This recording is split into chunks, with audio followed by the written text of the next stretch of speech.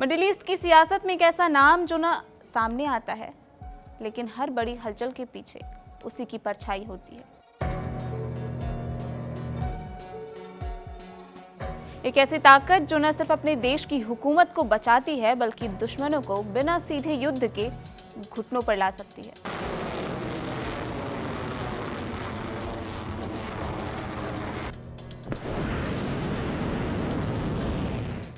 Missiles, drone, hidden operation और दुनिया भर में फैला नेटवर्क, ये सब मिलकर बनाते हैं एक छाया साम्राज्य।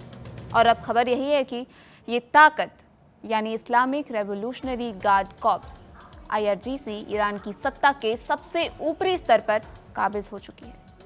तो सवाल है कि ये IRGC आखिर है क्या और कितनी खतरनाक है। चलिए आपको बहुत आसान भाषा में समझाते हैं। इस्लामिक रेवोल्यूशनरी गार्ड कॉर्प्स यानी IRGC कोई आम फौज नहीं है, ये सिस्टम के अंदर एक सिस्टम है। इस्लामिक रेवोल्यूशनरी गार्ड कॉर्प्स यानी IRGC की शुरुआत हुई 1979 की ईरानियन रेवोल्यूशन के बाद, जब ईरान में इस्लामिक शासन स्थापित हुआ। मकसद साफ था, नई इस्लामिक सत्ता को हर खतरे से बचाना और विरोधियों को कुचल देना। आज IRGC सीधे ईरान के सुप्रीम लीडर को रिपोर्ट करता है, यानी इसकी ताकत देश की पारंपरिक सेना से भी ज्यादा है। इसके पास अपनी ground force, navy, air units और सबसे खतरनाक माने जाने वाली क्वाड फोर्स है, जो विदेशों में गुप्त ऑपरेशन चलाती है। हालिया रिपोर्ट्स के मुताबिक IRGC ने अब सिर्फ सैन्य नहीं बल्कि कूटनीतिक और रणनीतिक फैसलों पर भी पकड़ मजबूत कर ली है। अहमद वहीदी जैसे कमांडर्स का प्रभाव बढ़ना इस बात का साफ संकेत है कि सत्ता का असली केंद्र धीरे धीरे IRGC बनता जा रहा है।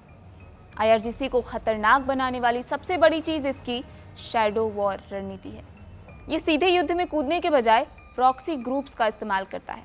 हिजबुल्लाह, हमास और हूथी मूवमेंट जैसे संगठनों को समर्थन देकर ये दुश्मनों पर दबाव बनाते हैं, बिना खुद सामने आए। दूसरा सबसे बड़ा हथियार है इसकी मिसाइल और ड्रोन ताकत। IRGC के पास मध्यम और लंबी दूरी की मिसाइल है, बहुत मात्रा में है, जो पूरे मध्य पूर्व में कहीं भी वार कर सकती है। हाल के सालों में इसने ड्रोन टेक्नोलॉजी में जबरदस्त बढ़त बनाई है, छोटे लेकिन सटीक हमलों के लिए। तीसरा और सबसे खतरनाक पहलू है इसका ग्लोबल नेटवर्क। IRGC सिर्फ ईरान तक सीमित नहीं है, ये इराक, सीरिया, लेबनान और यमन जैसे देशों में सक्रिय है। यानी जहां जहां तनाव है, वहां कहीं ना कहीं IRGC की छाया भी मौजूद है।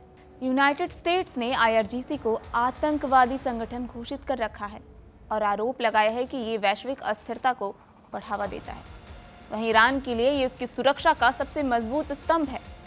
आज हालात ऐसे हैं कि स्ट्रेट ऑफ हॉर्मुज में बढ़ता तनाव और अमेरिका ईरान के बीच टूटती बातचीत IRGC की भूमिका को और ज़्यादा अहम बना रहे हैं। IRGC सिर्फ एक सेना नहीं है, एक पावर मिशन है, जहां विचारधारा, सैन्य ताकत और गुप्त रणनीति एक साथ काम करती है।